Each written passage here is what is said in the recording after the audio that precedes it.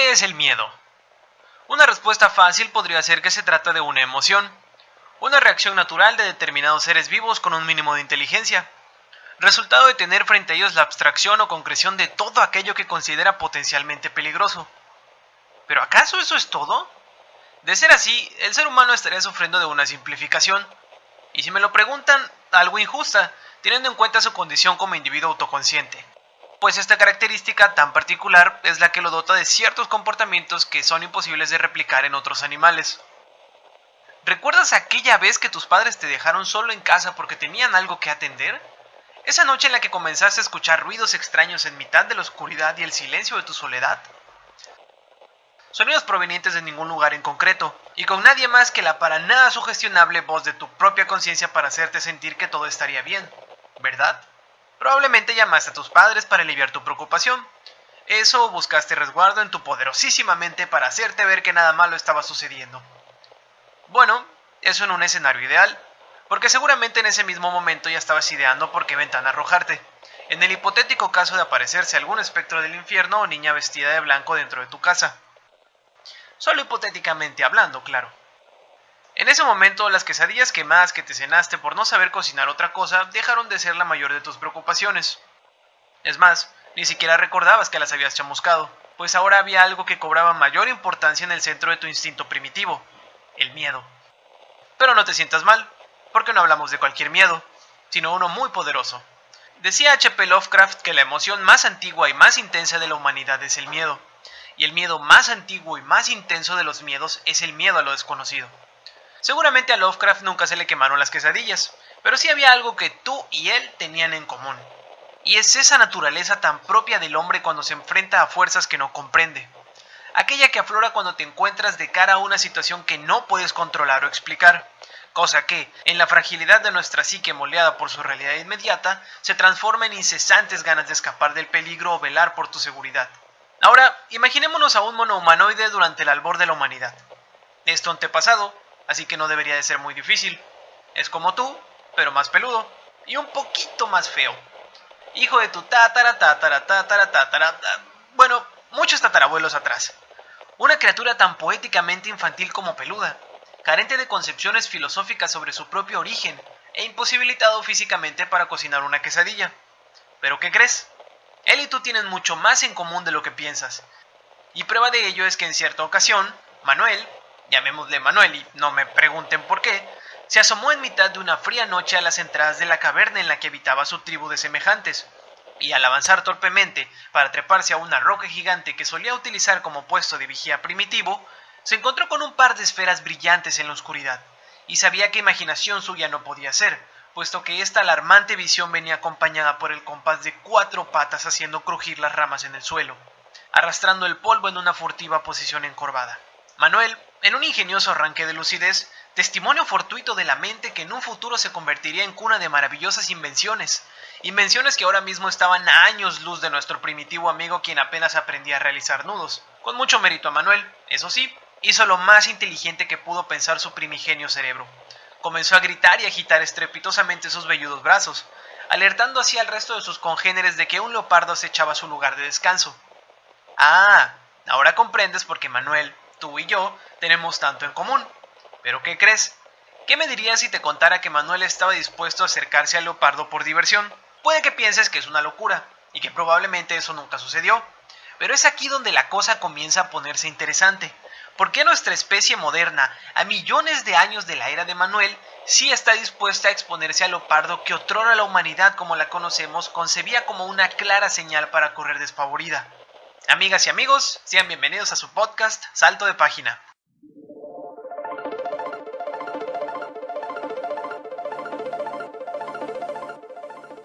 ¿Qué onda, David? ¿Cómo estás? Hola, hola a todos. Espero que estén muy bien. Yo estoy muy bien, aquí relajado desde mi cuarto. ¿Tú qué tal? ¿Cómo has estado en este tiempo, en este muy largo tiempo de ausencia de Salto de Página? Pues bastante bien. Van 5 meses que no grabamos Salto de Página, o sea que ya llovió bastante. Desde el último que grabamos, que infortunadamente tampoco nos pudiste acompañar, estuvo... Sí. estuvo Amairani, que nos estuvo haciendo el favor aquí de participar en el programa. Y en esta ocasión, a petición de David, decidimos prepararles un especial dedicado al terror. Va a ser un podcast un poco diferente, porque vamos a experimentar un poco con otras cuestiones, pero ojalá que lo puedan disfrutar. Prueba de ello pues fue la introducción que acabamos de presentarles a ustedes. Ahora, David, ¿qué te parece si comenzamos con lo habitual? Para no romper con esa tradición. Y cuéntanos, ¿qué has estado leyendo, David? No solamente relacionado con literatura de terror, sino en general. Ha pasado mucho tiempo, entonces puedes tomarte tu tiempo para platicarnos qué es lo que has estado checando. Pues mira, me estoy dando cuenta que literalmente nos tomamos la cuarentena, o sea, salto de página, se tomó la cuarentena también, así que en esos 5 meses que estuvimos sin grabar, he leído bastantes libros, no tanto como quisiera o en otros años, como me hubiese gustado, pero sí he leído varios libros buenos, varios libros no tan buenos. Me acabo de dar cuenta que de todos los libros que son más de 10, solo a dos les he puesto 5 estrellas. Pero si tengo que mencionar algunos que me gustaron bastante, yo creo que Crónica de una muerte anunciada, que pues supongo que tú también lo leíste, ¿verdad? De García Márquez, sí, para una clase. Sí, en el tiempo. Sí, para la clase de periodismo literario. Igual, en periodismo literario leímos Relatos de un náufrago y coincidimos también en El viejo y el mar, que me parece que tú ya lo habías leído, ¿cierto? Antes de la clase. A mí me gusta mucho ese libro, de hecho. Y cuando yo lo estaba leyendo, tú te emocionaste bastante porque pues viste que me estaba gustando mucho. Pues ¿qué más he leído? Pues ya saben, lo habitual. Me acuerdo. Bueno, perdón que te interrumpa. Me acuerdo que ese lo estaba confundiendo con Relato de un náufrago, ¿no? Me acuerdo de esa vez que te lo mencioné, que ese sí es de García Márquez. Pero bueno, puedes continuar. Pues sabes que suelo leer mucho fantasía, pero en el mes de julio me encontré con una novela de ficción histórica, se llama El fabricante de muñecas, me gustó bastante, es un libro no tan largo, y está escrito por, bueno, fíjate que no sé cómo se llama, sí, no sé si es autor o autora, Ajá. Porque en el nombre del autor tiene R.M. Romero, entonces no sé cuál es su primer nombre ni cuál es su segundo nombre, solo se le ve el apellido, entonces. Es mujer. Raro. Aquí la acabo de googlear y dice que es licenciada en Historia y en Escritura Creativa por la Universidad de Sutherland. Mira, así es. Está muy bueno ese libro, trata sobre la Segunda Guerra Mundial, pero como te digo es ficción histórica, entonces le mete elementos de fantasía. Okay. Y la verdad me gustó bastante. Los últimos libros que he leído, bueno, no los he terminado. Estoy leyendo El llano en llamas, estoy leyendo la segunda parte de No soy un serial killer. Estoy leyendo uno en formato Kindle que me encontré que se llama El despertar de los dragones. Y también estoy leyendo La dama de negro de Susan Hill. Ok, excelente. De hecho, sobre No soy un serial killer vamos a hablar más adelante, ¿no? Sí. Sí, pues, vamos a hablar un poquito sobre. Has leído bastante, la verdad has aprovechado mucho el tiempo. Yo, como he estado también viendo muchas películas y checando otras cosas, digo, porque hubo vacaciones, pero también ha habido clases, así que pues luego se va un poco el tiempo. Y por ejemplo, como David, pues ahorita nada más está llevando una materia, digamos que dispone hasta cierto punto de un poco más de tiempo libre que yo. Pero bueno, igual y él lee mucho más, o sea, David es una persona que devora los libros. Entonces en mi caso, pues yo he leído, quizá no tantos, pero pues leí un libro de... Es fantasía / ciencia ficción, yo diría que es más ciencia ficción, que se llama Amanecer Rojo, que me lo estuvieron recomendando hasta el cansancio, que de hecho es un libro prestado y no sé cómo lo voy a hacer para devolverlo, ahora que lo estoy reflexionando, pero bueno, tengo también ese problema. Sí, Me imagino que sí. Y pues, Pero solo que a mí solo que a mí es a quien me quitaron los libros, digo, no me los han devuelto. Entonces, o sea, tú los es invertido prestaste. Sí, yo los presté. Ay, no. Y son 4 libros, no eso, no son 4. ¿Qué hiciste? ¿Prestaste una saga o algo así? No, es que les presté 2 libros a un compañero y 2 libros a otro, pero son eso es lo que más me duele, que son libros individuales. Ay, güey. Ojalá regresen, porque Sí. luego ya sabes que con los libros no vuelven, ¿eh? No vuelven. Si escuchan no, o esto, sea, ojalá me devuelvan los libros. por favor, regrésenle los libros a David. No sean así. Así pasa, o sea, es como ese consejo que te dan siempre de nunca prestes nada, así películas, juegos o lo que sea, cuando vayas a salir de semestre o cuando vayas a terminar el año o algo así, porque no los vas a volver a ver. Y es una realidad. O cuando vayas a entrar en pandemia, pero pues cómo saberlo, ¿no? Eso te iba a decir, cómo saberlo. Justamente te iba a decir eso. Pues bueno, aparte de ese libro de Amanecer Rojo, que está bien, o sea, está entretenido si te gusta la fantasía o, digamos, los mundos, vamos a llamar, postapocalípticos que se basan en un gobierno autoritario a lo que te gusta. ¿Juegos del hambre? Pues ok, puede que te guste bastante. Leí también un libro de Agatha Christie que es Asesinato en el Orient Express, que es un libro bueno. Está muy bien ese libro, es muy entretenido. Se te va en una tarde, es un libro cortito, creo que tiene nada más como 100 páginas o algo así, y está bien. Leí también 2001, Odisea en el espacio, de Arthur C. Clarke, y ese libro es una maravilla, ese libro es una joya, y yo creo que todo el mundo debería de leerlo. Ya le dije a David también, lee ese pinche libro. Hasta el cansancio. Sí, está muy bueno, está muy cabrón. O sea, y ya lo agregué a mi lista, no creas que no te hice caso. La película es increíble, la de Kubrick, pero yo creo que el libro es otra experiencia completamente diferente, porque, digo, al final de cuentas pones a maquilar mucho la imaginación y eso da pauta a que sea todavía más personal la experiencia que tienes cuando lo lees. Y pues siguiendo la línea de la ciencia ficción, leí Crónicas Marcianas de Ray Bradbury. Ray Bradbury a lo mejor lo conozcan por ser el escritor de Fahrenheit 451, que es, yo creo que es su novela más famosa, de la que todo el mundo habla, pero estoy casi seguro de que muchas personas no la han leído, o varias no la han leído, pero sí la conocen. Es de esos libros, ¿sabes, David? Que la gente sabe qué onda, sabe de qué se trata, o por lo menos he escuchado por ahí, pero nunca lo ha leído. Y pues ya, es Fahrenheit, sí lo conozco, ¿ya lo leíste? No, pues así pasa. Puede ser también porque tiene una adaptación, ¿no? Tiene una película, pero no sé qué tan bien le haya ido. No la he visto. Y no sé si mucha gente la vio. Sí, ya es vieja. Creo que es de los 80s o algo así. Uh-huh. Y pues también para refrescarme un poco la memoria, porque más adelante vamos a hablar sobre libros de terror, leí La llamada de Cthulhu, o Tulu, o Tulu, o que como lo quieran pronunciar en su país, o como quieran, de H.P. Lovecraft. Entonces, más adelante vamos a hablar un poquito sobre él, que es de mis historias favoritas del autor. Oye, antes de que... Entonces, David, ¿qué te parece? De que nos metamos en el tema. Mira, acabo de descubrir que Odisea 2001 tiene otras 4 partes, ¿lo sabías? Sí lo sabía, pero dicen que no están tan buenas. Que es como que quisieron ordeñar la vaca de la franquicia. No tenía idea.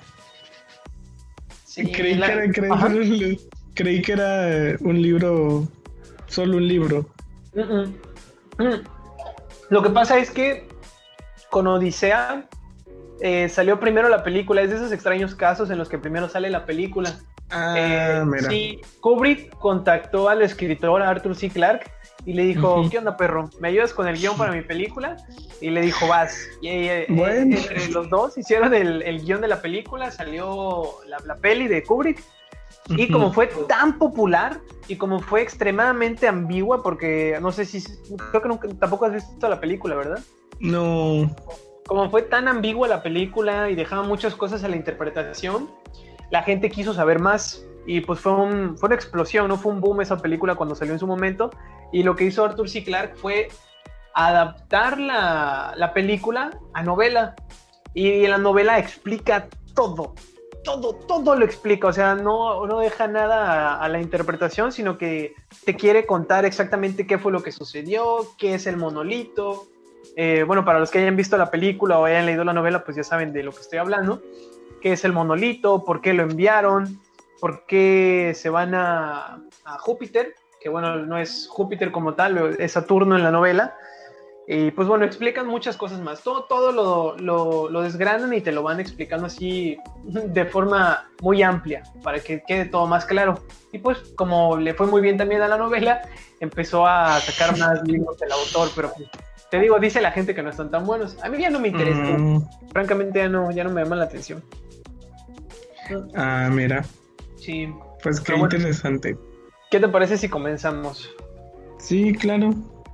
Pues para arrancar con el podcast decidimos implementar una pequeña sección nueva que en este caso la vamos a denominar como...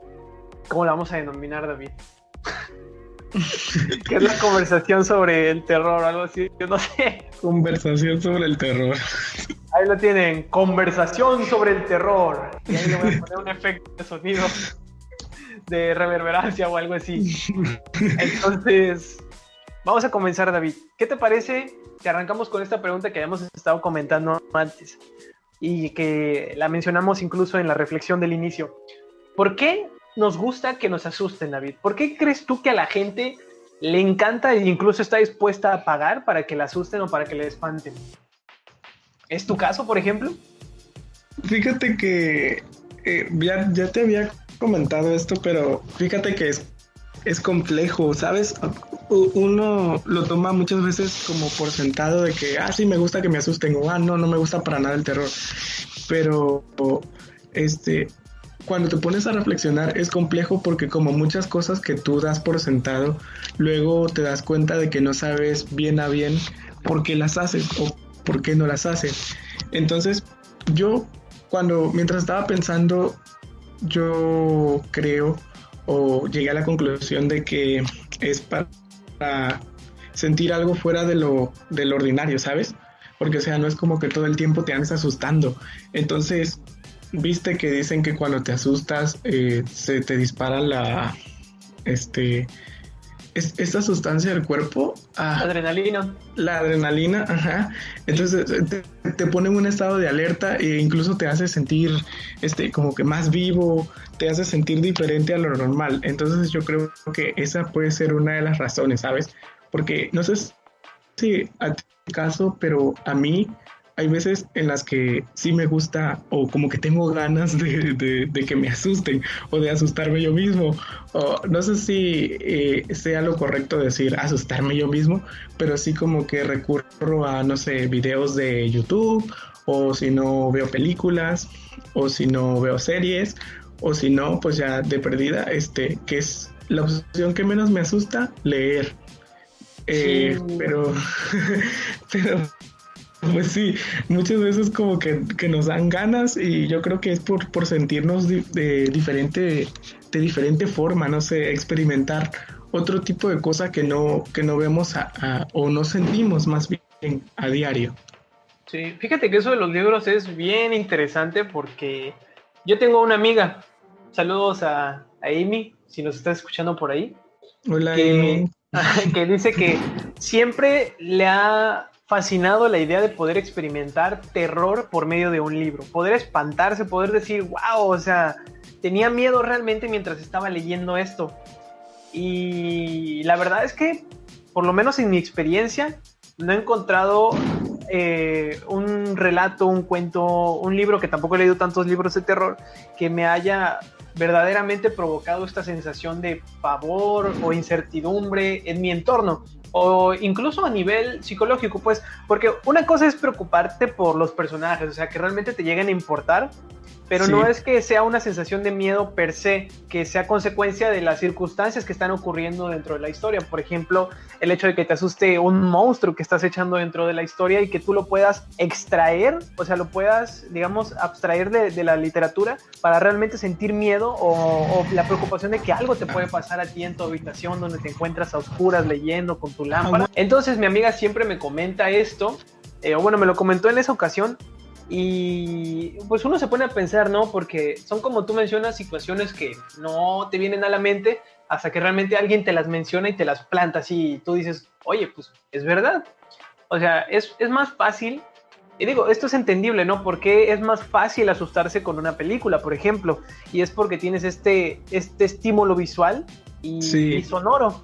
Entonces, pues muchas veces el cine se aprovecha demasiado de este recurso y por medio de ya sean violines desafinados o una banda sonora tétrica, por ejemplo, no sé, un canto gregoriano o coral que ambiente, no sé, una abadía en mitad de la nada donde dos personas están encerradas adentro o algo que se me ocurre así rápidamente.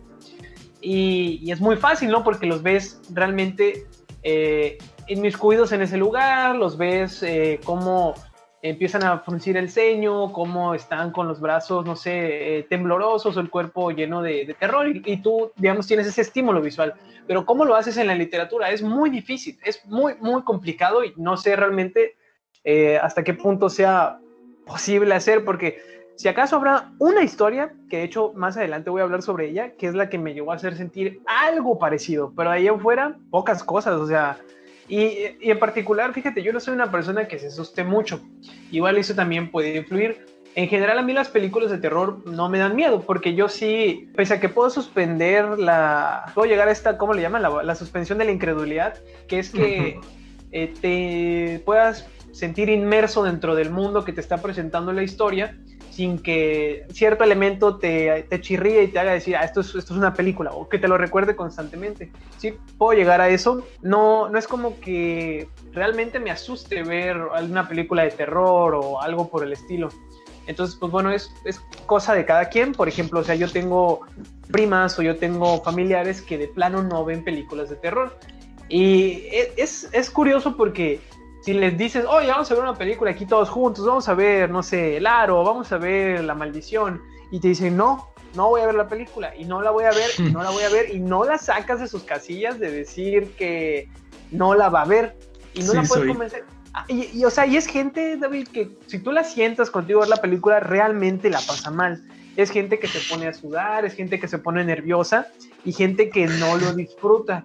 Entonces hay gente que sí disfruta con este sentimiento y otra que de plano lo rechaza, porque quizás su sistema le está diciendo, no, aléjate de esto es peligro, pese a que, pues bueno, todo esto es derivado de la sugestión, ¿no? La sugestión la puedes agarrar por dos lados, tanto aprovecharla para estimularte, dirías tú, y hacerte sentir experiencias que van más allá, que no experimentarías de forma convencional, o rechazarla por completo y decir, ¿sabes qué? Voy a alejarme de esto, lo voy a bloquear, lo voy a alejar de mí y no quiero tener nada que ver con ello. Y ahí está, digamos, como que la diferencia entre la gente a la que le gusta y a la que no. Y como bien dices tú, yo creo que tiene que ver mucho con esta sensación y este disparo de adrenalina que nos hace sentir como en éxtasis, en una emoción que puede ser momentánea o puede ser extendida a lo largo de, ponte tú, 90 minutos que puede durar una película de terror, que generalmente no son tan largas.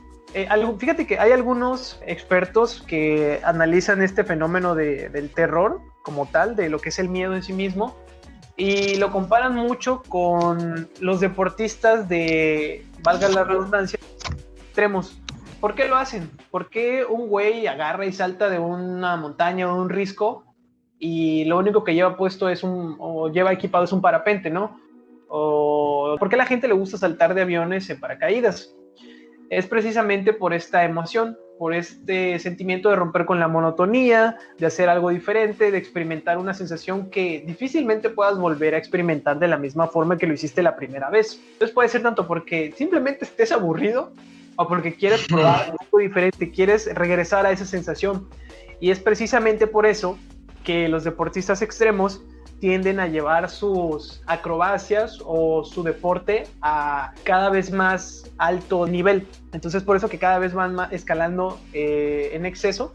Y una de las cosas que yo creo que pasa con las películas o con los libros o lo que sea, es que es completamente diferente, ¿no? Porque yo creo que llega un punto en el que ya te insensibilizas, o no lo sé, o sea, por lo menos en mi caso, quizás sí me llegaba a asustar de niño, pero ahora, francamente, yo creo que ya realmente las cosas no me van a asustar así en una película o un libro o lo que sea, o un radiocuento, lo que pueda escuchar, sino que lo veo más por el entretenimiento, por la ejecución, por cómo está contado, si las voces están padres, por ejemplo, en los radiocuentos, porque a veces les meten incluso efectos especiales o ambientales y demás, y queda muy padre. Y mucho de esto hace que el terror se pueda dividir como que en dos categorías, si lo quieres ver así, que es el terror que trata de asustarte en sí mismo, que busca que pierdas el aliento, por ejemplo, hacerte sobresaltar, ¿no? Hacer que des un salto de tu asiento.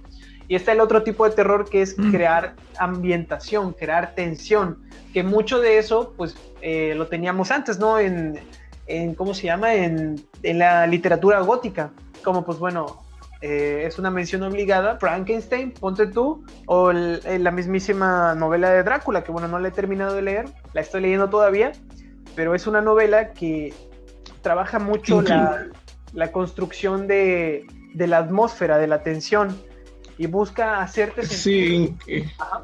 No, pues dime. No, continúa. Y pues ya después te menciono lo que te iba a decir. Okay. Sí, porque, o sea, por ejemplo, en Drácula pasan muchísimas páginas, hasta que realmente te muestran al conde, o lees sobre el conde en sí. Y, por ejemplo, el comienzo del libro es básicamente un abogado que tiene que viajar a Transilvania desde Inglaterra para arreglar los documentos de propiedad de un tal conde Drácula, porque acaba de comprar una vivienda en Inglaterra, se quiere mudar.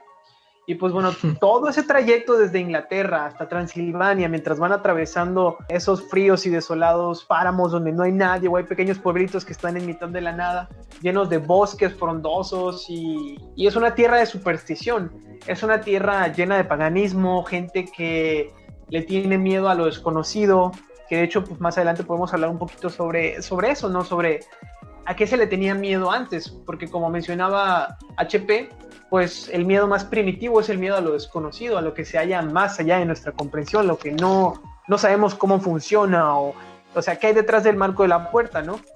Si no lo puedes ver, si está completamente oscuras. Eso crea un sentimiento de mucha anticipación en la novela, y durante las páginas que van avanzando al principio, pues bueno, te van describiendo mucho cómo esta gente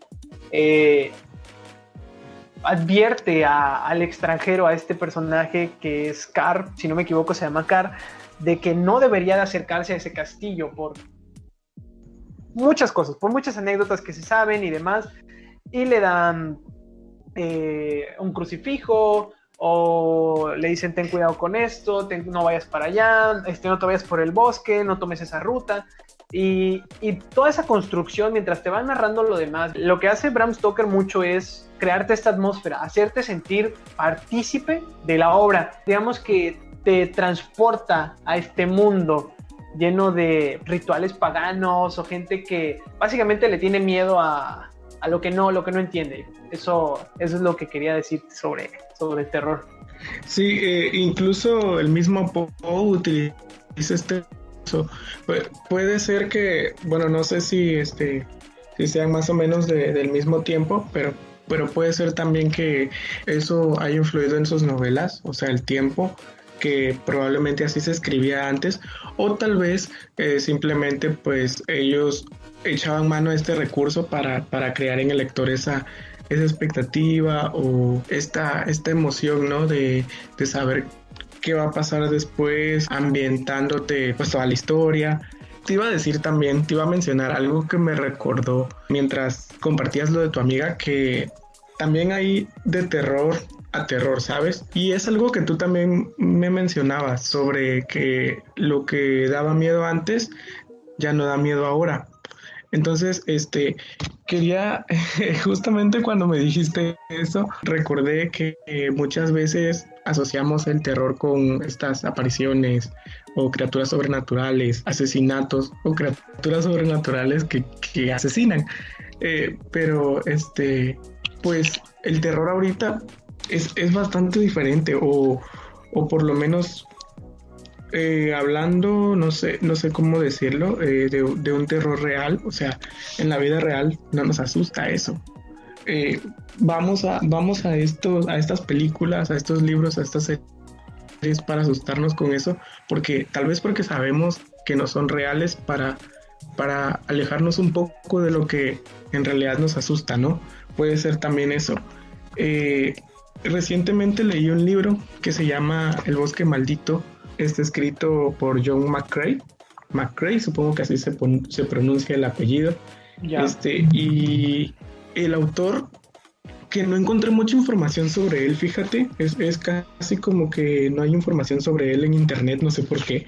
Entonces me llamó mucho la atención porque el libro está ambientado en un pueblito mexicano y yo pensé que el autor era estadounidense porque el apellido suena así como que muy, No, igual el muy, John, ¿no? No es como que tu tío John, el de sí, acá de Gaviotos. Sí.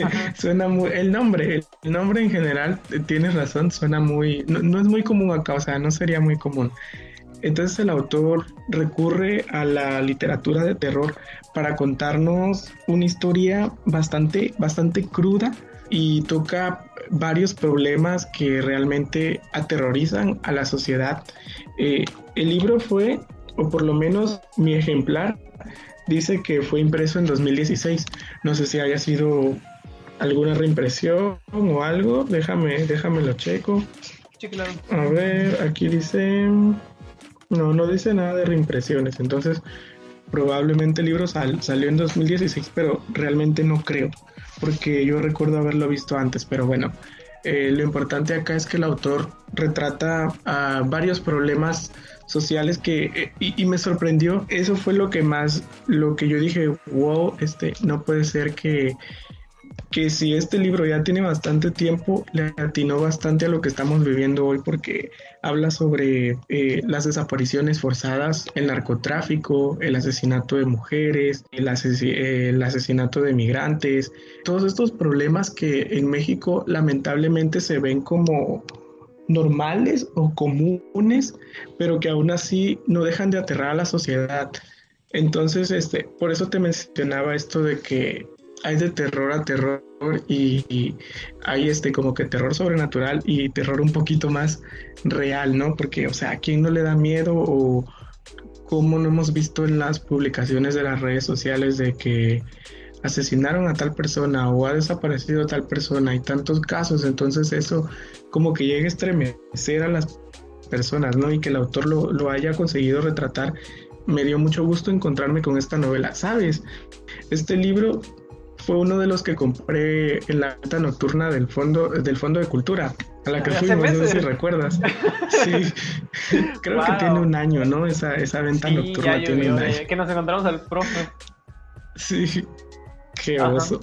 Mentira, profe, si está escuchando esto, mentira. Saludos, profe. Sea mi papá, por favor. Adópteme, maestro.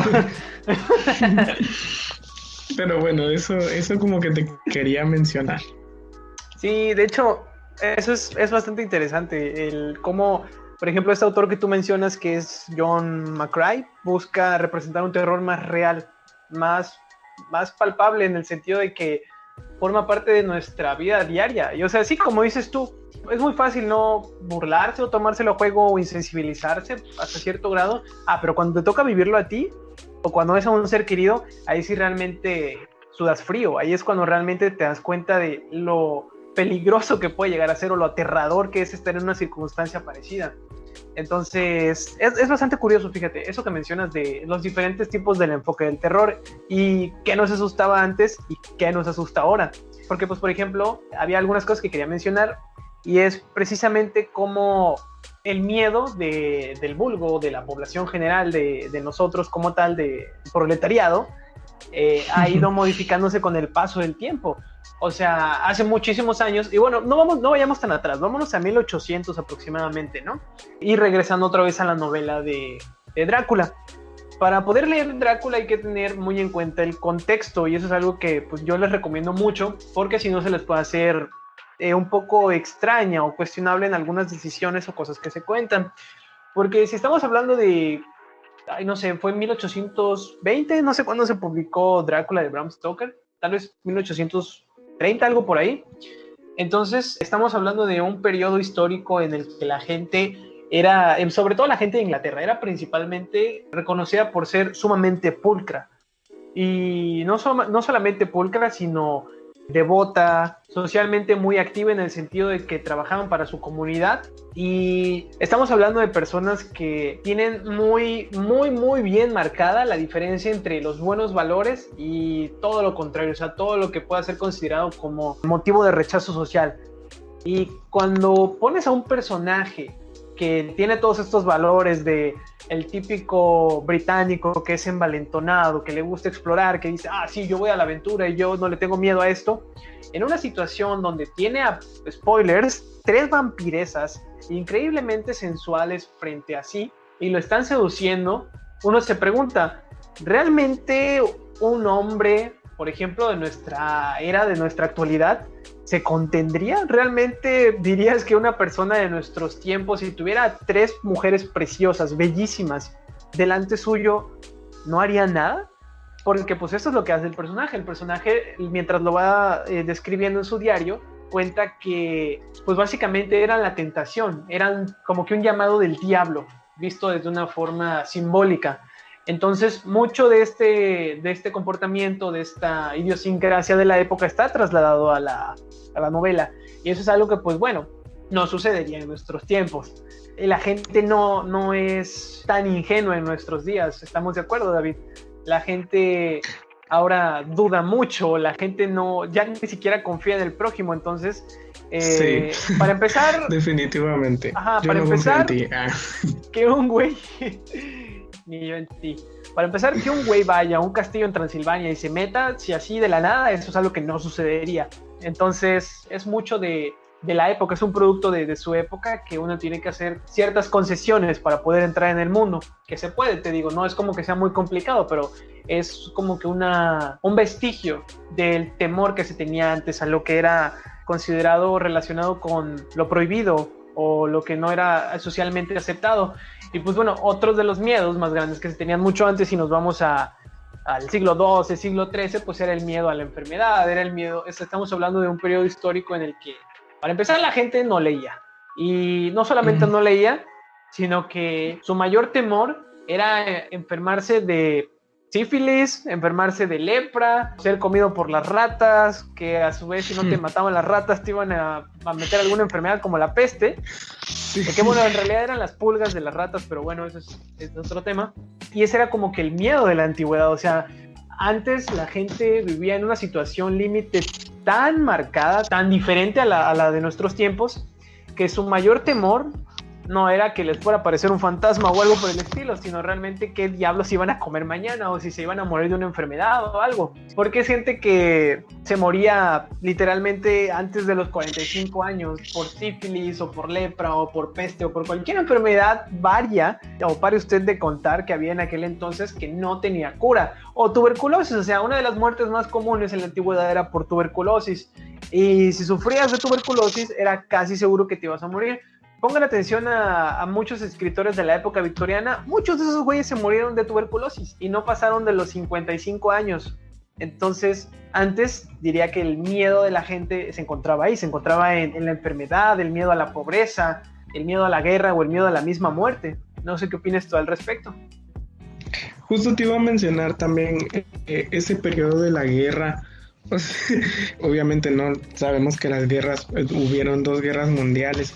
No solo ese temor estaba de parte de quienes combatían en las guerras, sino también de todos los familiares de esas personas que iban, o en este caso, en el periodo de la Segunda Guerra Mundial, el pueblo judío, el miedo que experimentó. Entonces también no podemos olvidarnos de, como ya mencionaste tú, ese miedo a lo desconocido que siempre ha existido y que por eso mismo se dieron los juicios de las brujas, estos personajes que en la actualidad son muy populares, ¿no?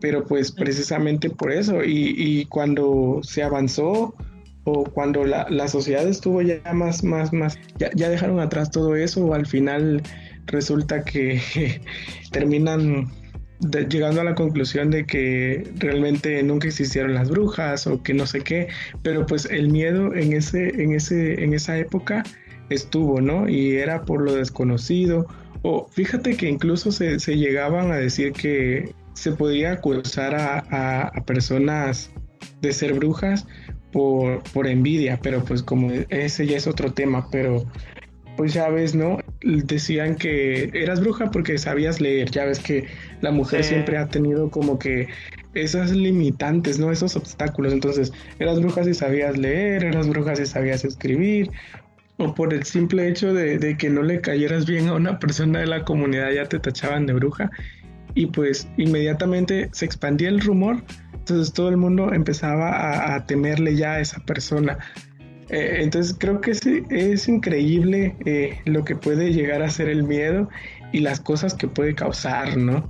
Sí, de hecho es bastante trágico lo que mencionas, porque efectivamente en aquellos tiempos en los que existía este temor verdaderamente palpable en la sociedad hacia la existencia de las brujas, no era muy raro que alguien fuera y le hablara a la autoridad pertinente de aquel entonces y le dijera: oye, fíjate que María estaba haciendo algo raro en su casa, no sé, vayan a checar.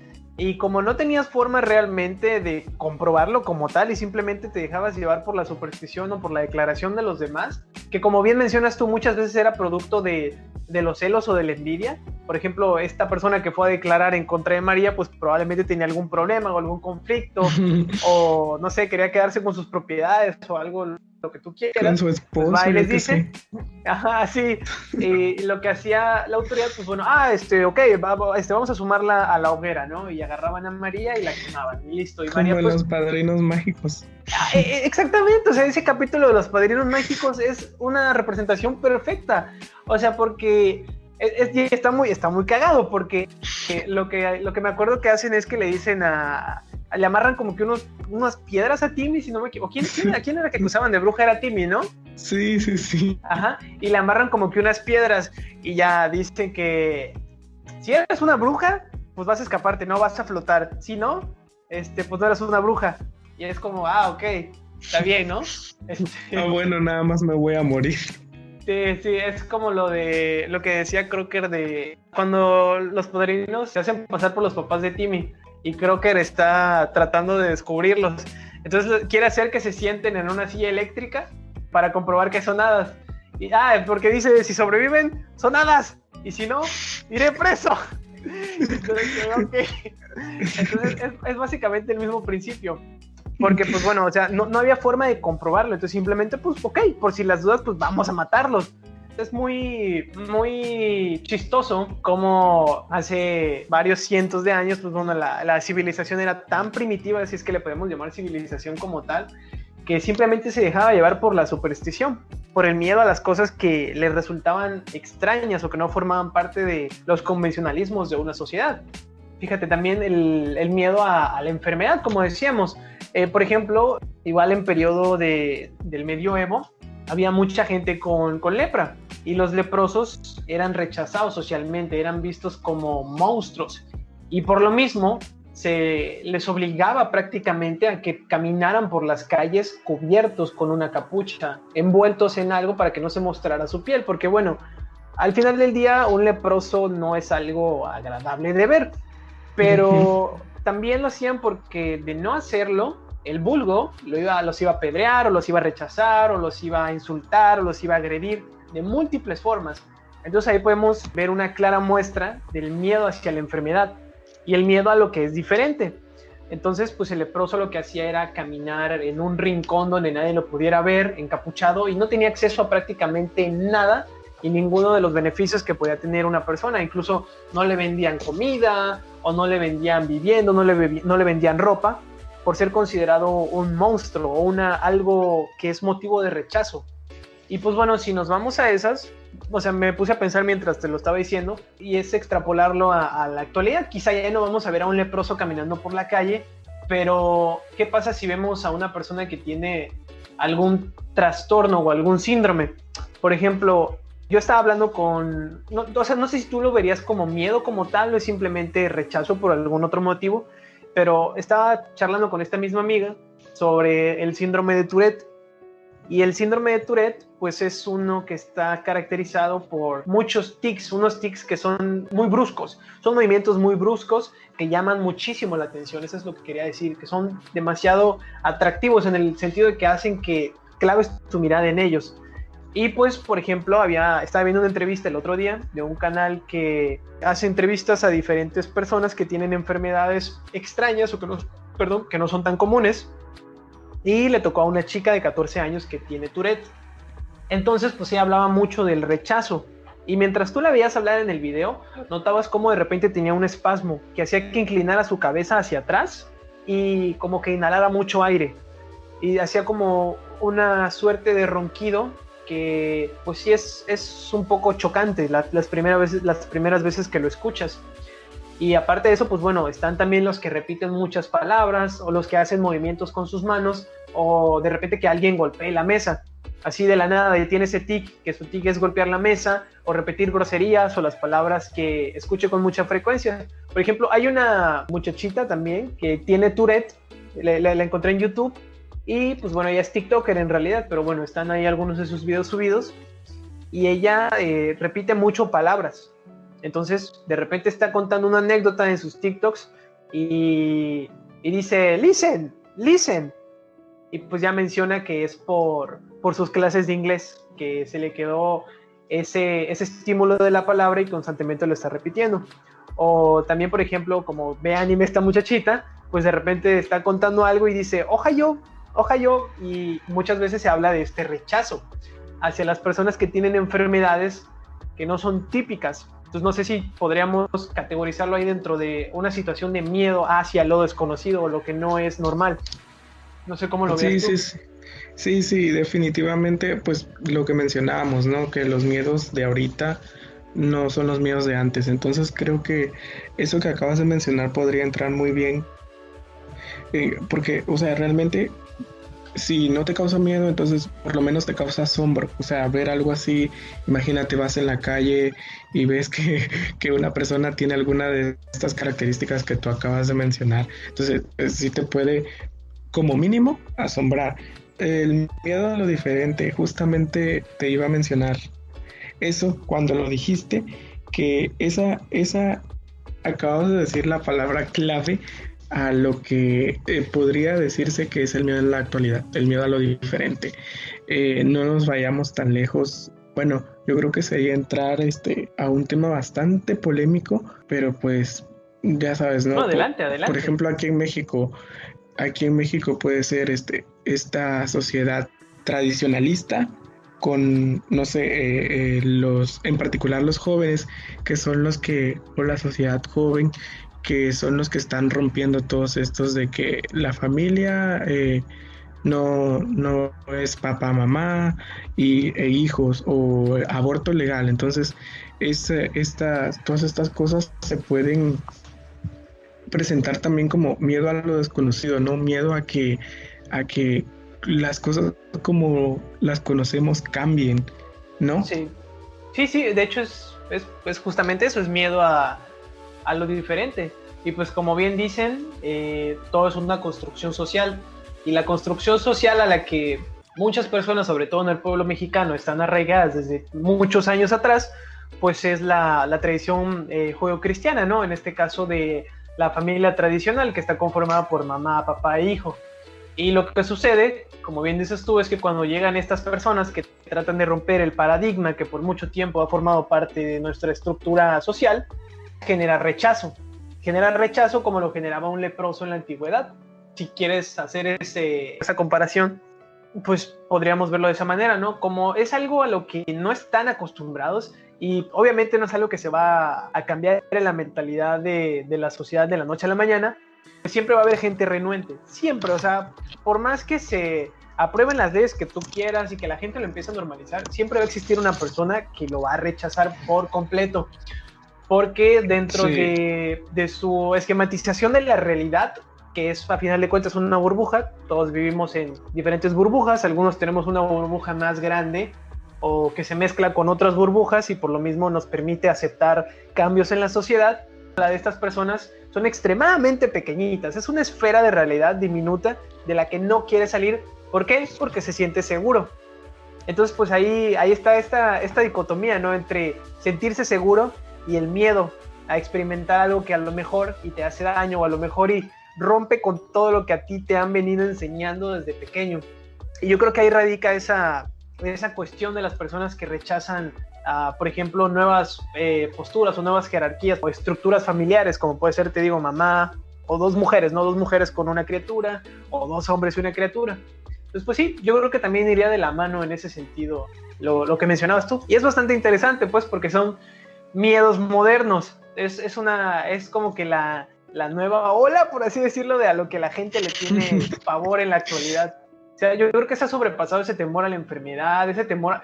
Es curioso, fíjate, porque hay familias tradicionalistas que desvían su atención por completo del temor a lo que ya comentamos antes, ¿no? La pobreza. Entonces, en lugar de tratar de solucionar esta problemática que, pues, francamente es un temor muy, muy plausible, le tienen miedo más a esta nueva estructura que se está presentando, ¿no? Que rompe con el esquema al que ya estaban acostumbrados. Y pues luego son gente que económicamente tiene muchos problemas, pero dejan de prestarle atención a este problema por algo que ataca directamente a su ideología. Y pues bueno, ahí ya nos estamos saliendo un poquito del tema. Siempre está relacionado, ¿no? Con el aspecto del miedo. Y te digo, es interesante, es muy curioso de platicarlo. Pero bueno, David, no sé si quieres comentar algo más al respecto antes de que demos un salto a otra cosa. No, yo creo que deberíamos ya de pasar, ¿no? A la parte de las recomendaciones. Va, pues entonces nos vamos ahora a la sección de las recomendaciones. Y ahí le voy a meter un efecto o algo así. Bien, David, ya que estamos en nuestra sección de las recomendaciones, ¿qué te parece si comenzamos de lleno con ellas? ¿Te gustaría que empezara yo o quieres empezar tú? Pues como sea, si quieres, empieza tú. Vale, pues bueno.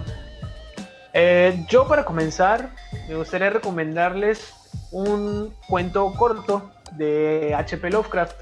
Es un cuento bastante sencillito que se puede leer en una noche, diría yo. Y es de los que tienen la prosa más sencilla y más entendible de H.P. Porque varias de sus historias rozan el exceso de la descripción, que es una de las cuestiones por las que se le critica mucho al escritor. Y es que es extremadamente descriptivo y luego tiene un lenguaje obviamente de los 1920 que es ya bastante anacrónico para los tiempos que corren.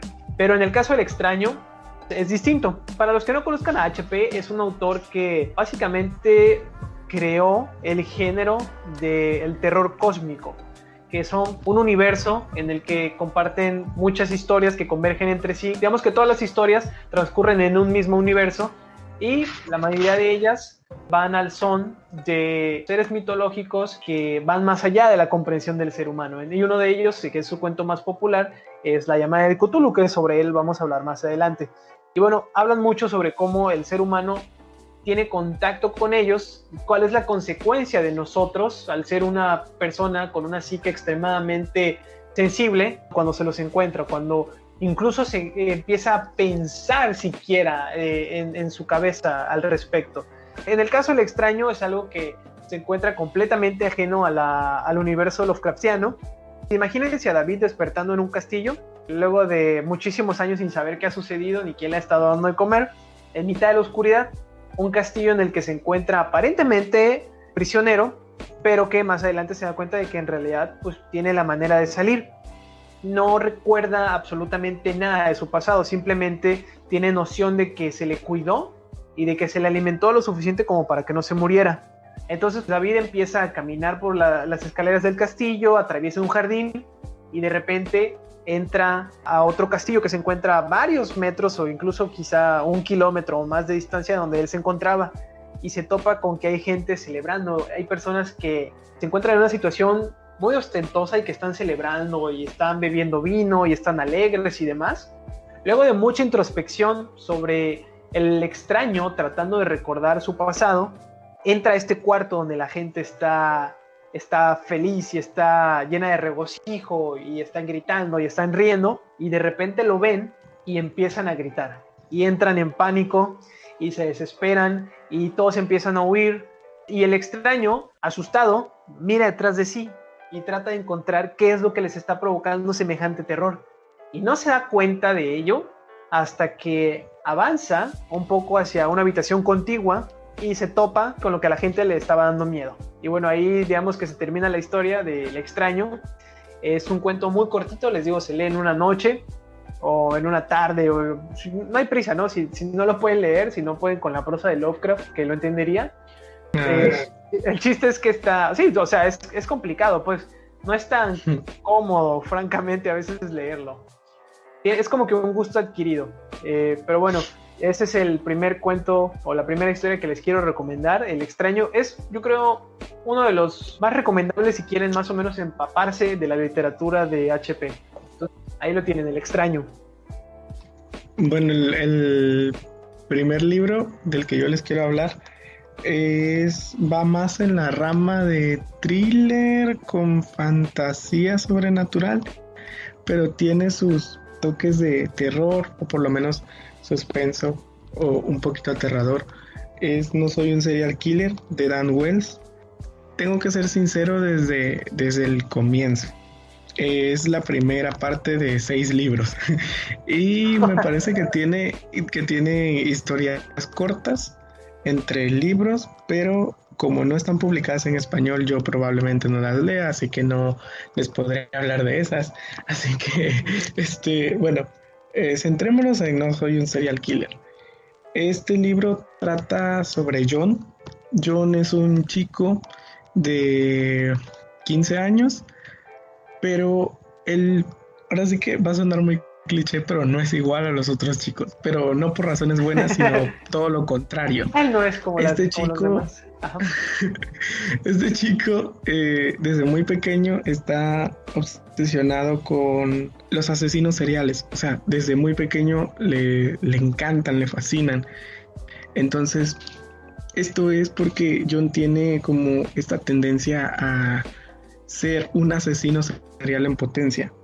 La cosa es que un día de la nada empiezan a aparecer cuerpos por todo el condado de Clayton, que es donde se desarrolla el libro.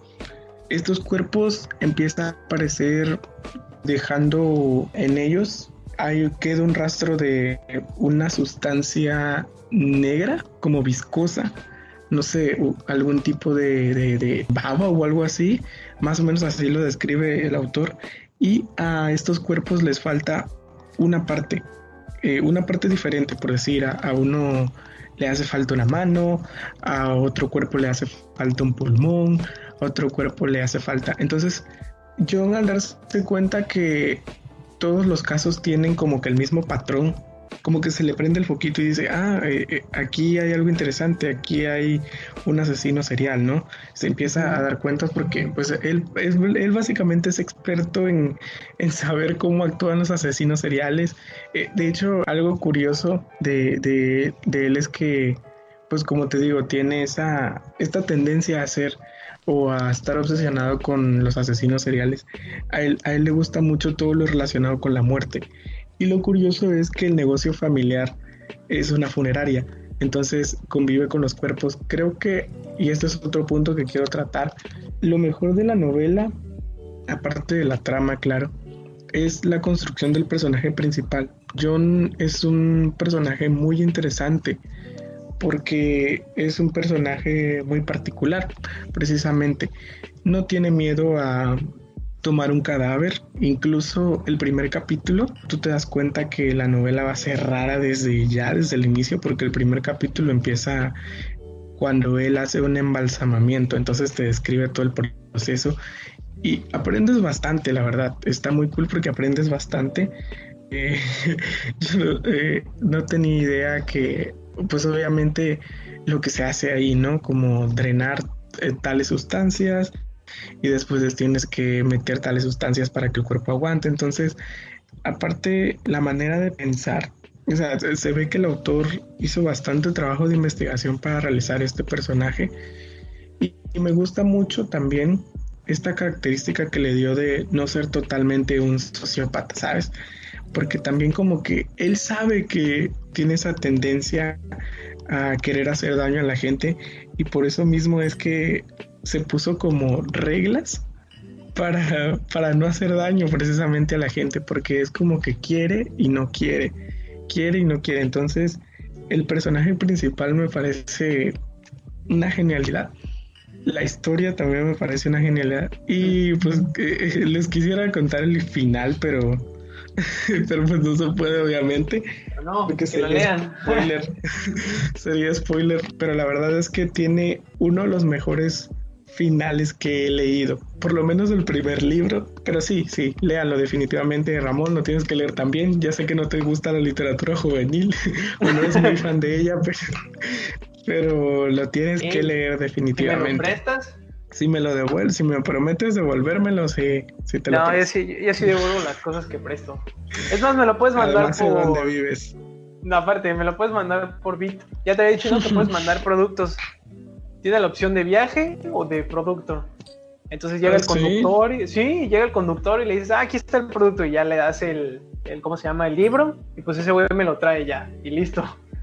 Se lo roba. Nah, pues lo puedes localizar, para eso está el GPS.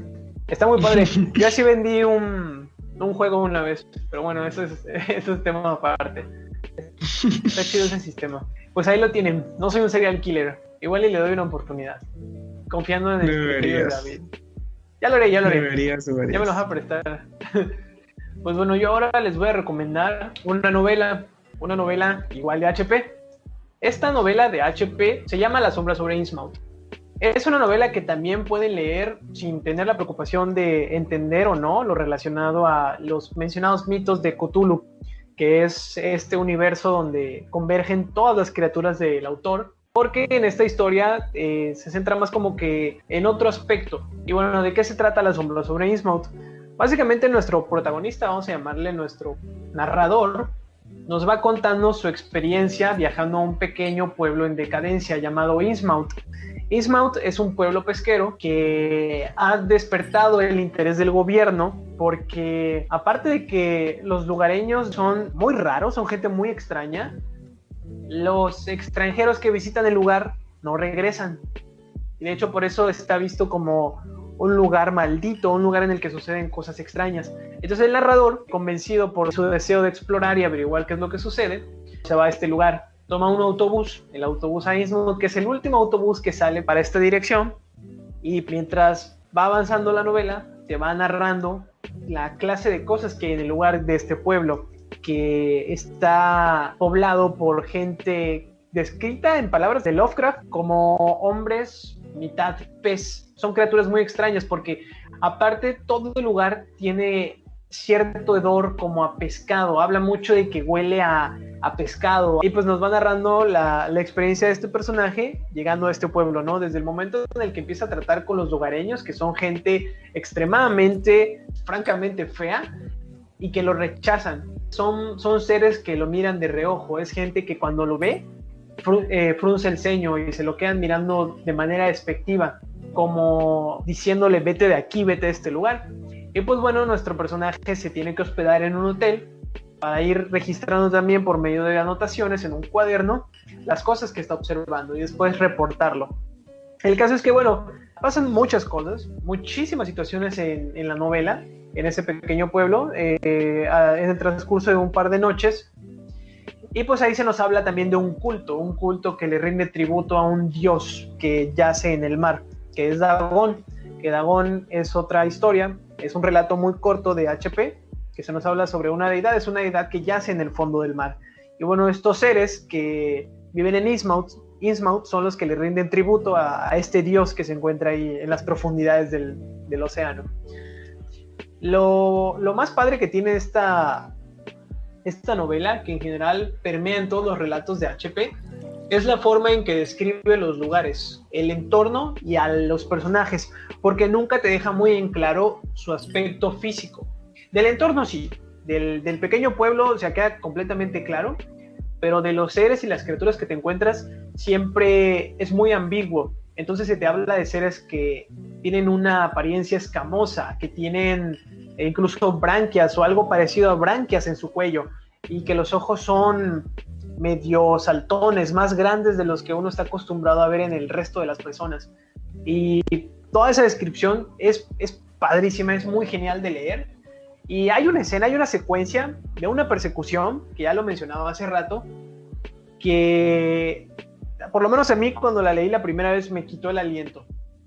Entonces toda esa secuencia, toda esa situación que ocurre durante la noche, para mí es oro puro y es de lo mejor que ha escrito HP.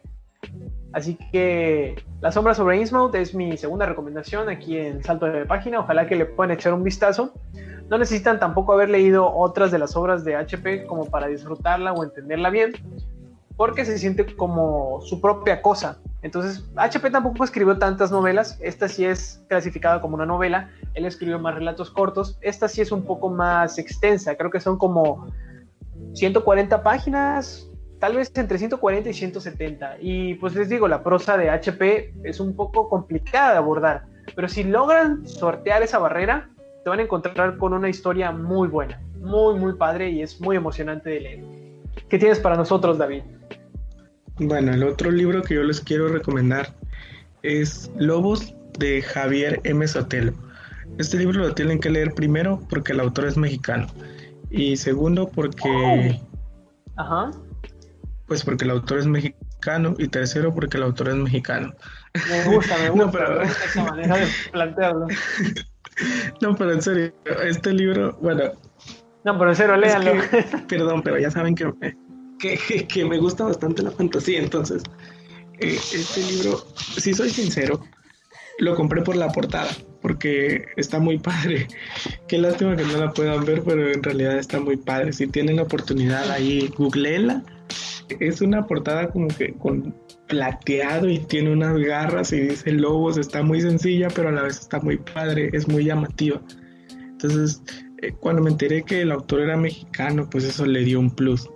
Dije, tengo que leerlo. Lobos nos cuenta la historia de un grupo de amigos que se reúnen para ir al bosque.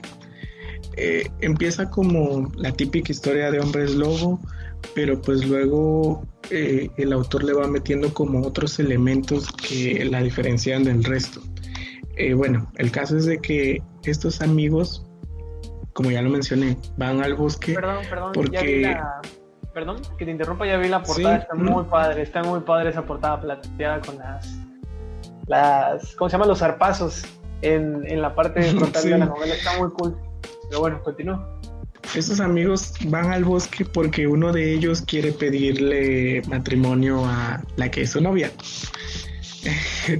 Bueno, lo interesante de Lobos es que tiene una estructura muy similar a lo que hace Stephen King. No sé si has leído algún libro de Stephen King. He leído, bueno, ajá. Pero él acostumbra poner un capítulo y dentro del capítulo como que números para dividir como que las escenas o lo que pasa en ese capítulo.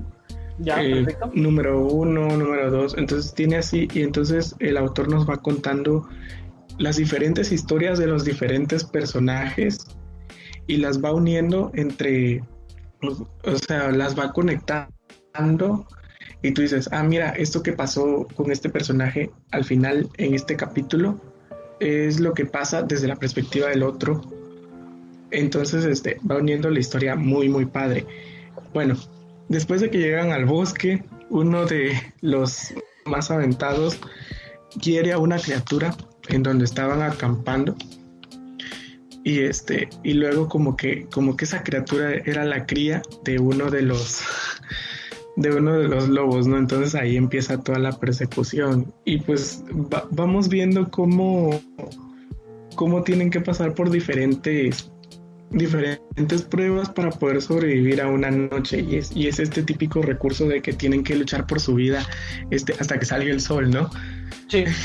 Porque Suena cabe como- aclarar, perdón, que cuando David dice lobos, estamos hablando de hombres lobo, ¿verdad? Ah, sí. Perdón, pensé que era obvio. No, Lo no. siento.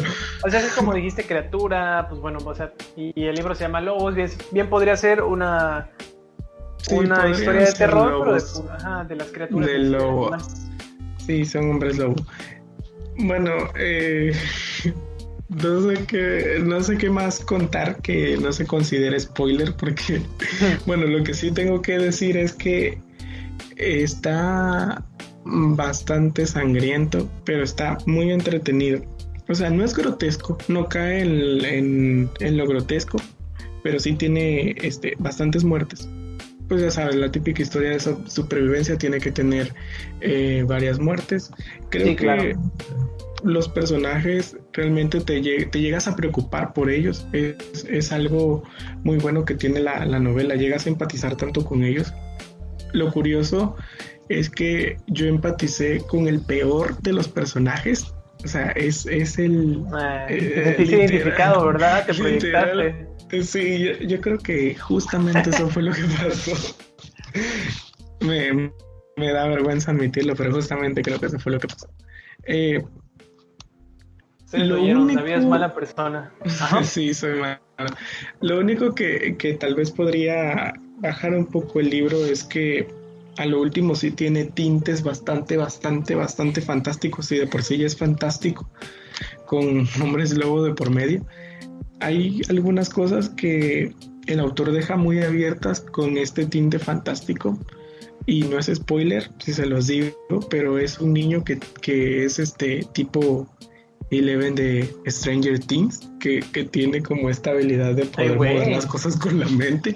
Entonces Ajá.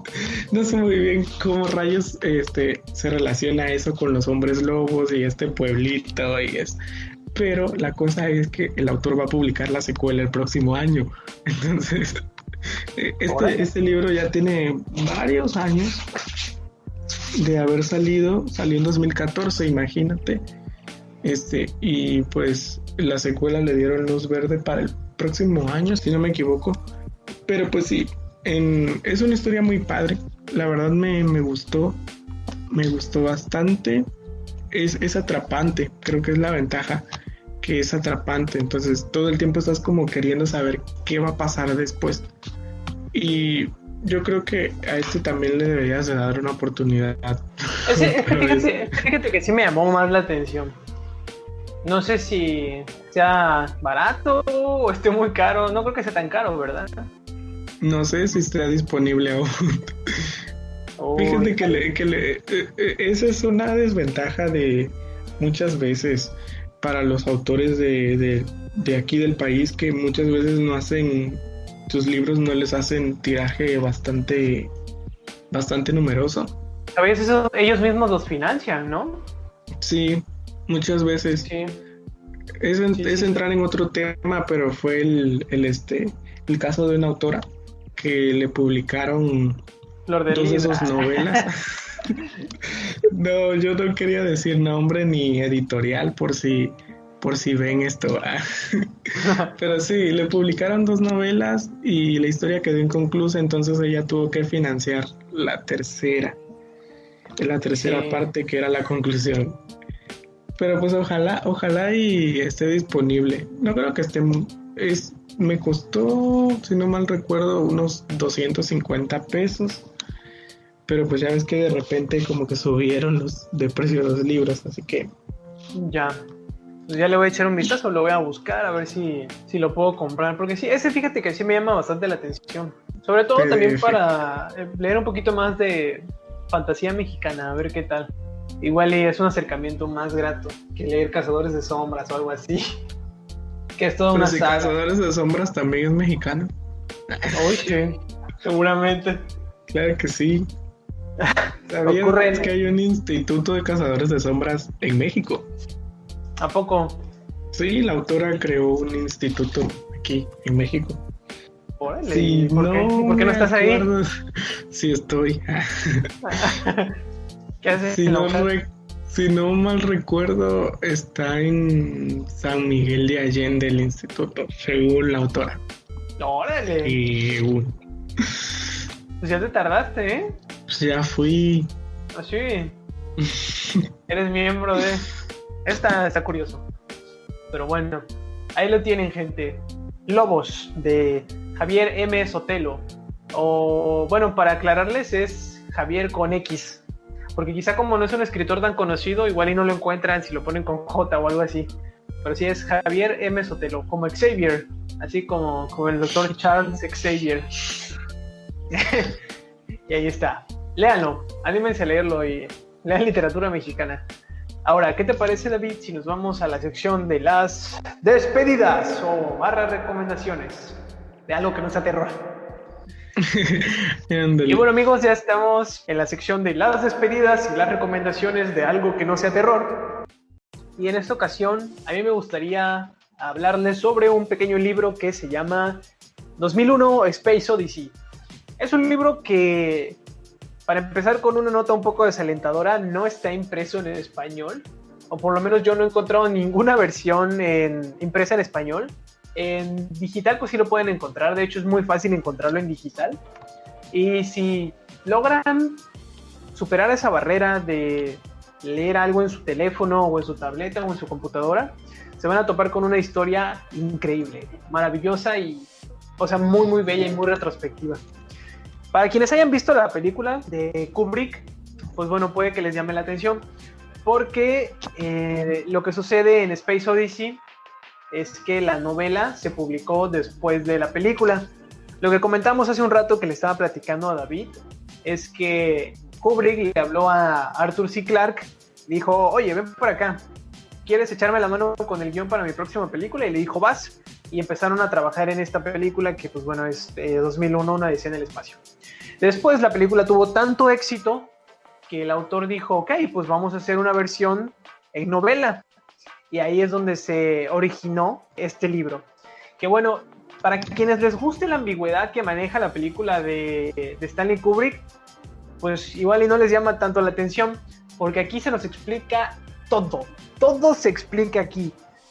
Para quienes conozcan el filme, pues bueno, se explica qué es el monolito, se explica cuál es su objetivo, se explica por qué los personajes en primer lugar van a Júpiter, que bueno, no es Júpiter, es Saturno, en la novela, que bueno, por cuestiones de presupuesto, yo creo que eso es un dato muy conocido, por cuestiones de presupuesto, Kubrick no pudo representar Saturno con sus anillos, y en lugar de eso eligió hacer la maqueta de Júpiter. Entonces hubo unos ligeros cambios, pero bueno, se explica todo en la novela. Y es un viaje que habla sobre la humanidad como tal. Para no entrar mucho en esas cuestiones sobre lo que implica la novela, les voy a contar más o menos de qué se trata para quienes no hayan visto la película y tampoco hayan leído la novela y no sepan nada, que sería muy raro, pero bueno, hay gente que no sabe. Entonces arranca con lo que podemos denominar el origen de la humanidad o el albor de la humanidad, desde que éramos pues básicamente precursores del ser humano, del hombre, con lo que el libro llama monohumanoides. Entonces, pues estamos en la época de las cavernas como tal, y de pronto se materializa un monolito, una figura que es descrita como un rectángulo gigante que mide alrededor de unos 4 metros, y pues bueno, el ser humano al ser tan primitivo ni siquiera le presta atención porque simplemente pues se encuentra en su entorno y es como algo más, es como encontrarse un árbol y listo. Entonces estamos hablando de una criatura que no razona las cosas que hace. Y bueno, lo que sucede con este monolito es que les empieza a transmitir información, les empieza a transmitir conocimiento y les enseña a hacer cosas. Digamos que hasta cierto punto los manipula para encaminarlos hacia el desarrollo de la especie humana. Y con acciones tan básicas como aprender a hacer nudos por ellos mismos, aprender que si agarran un hueso del suelo y con ello golpean algo, golpean un animal, lo van a poder utilizar luego como un arma, es que se nos explica de forma muy poética, por cierto, la prosa de C. Clarke es maravillosa.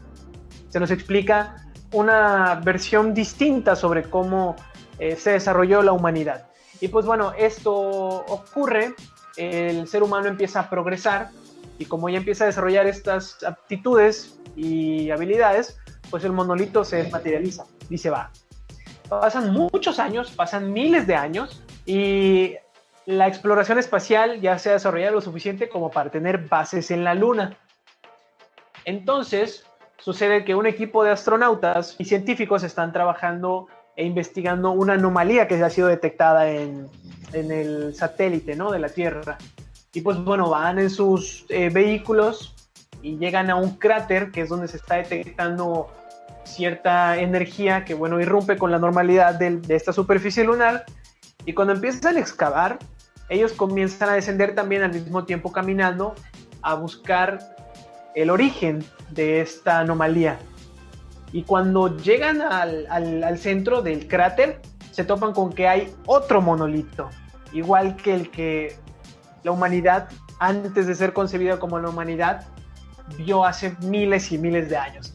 Y bueno, ahí se desenvuelve a muchas cosas, muchísimas cosas. Es un viaje enorme, enorme y muy largo sobre el hombre encontrándose a sí mismo y descubriendo, pues básicamente cómo progresar, cómo trascender a sus cuerpos, cómo trascender a su plano físico, y va más allá, ¿no? Entonces la novela es muy genial, es padrísima, es un poco complicada en algunas secciones. Yo diría que tendrías que releer varios párrafos. Yo tuve que releer muchísimos párrafos para que me quedara muy en claro qué es lo que estaba diciendo el escritor o qué trataba de transmitirte.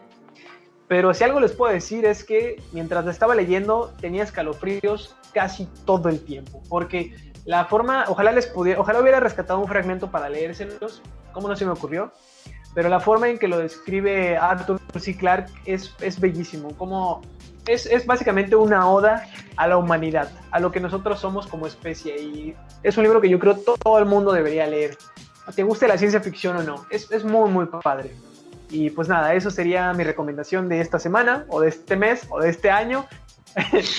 2001, Odisea en el espacio. ¿Qué nos vas a recomendar tú, David? Pues lo mío sí es terror. Bueno, no es terror, pero tiene elementos. Yo les vengo a hablar, les vengo ofreciendo lo que viene siendo. Les vengo a platicar un poquito de Vlad, de Carlos Fuentes.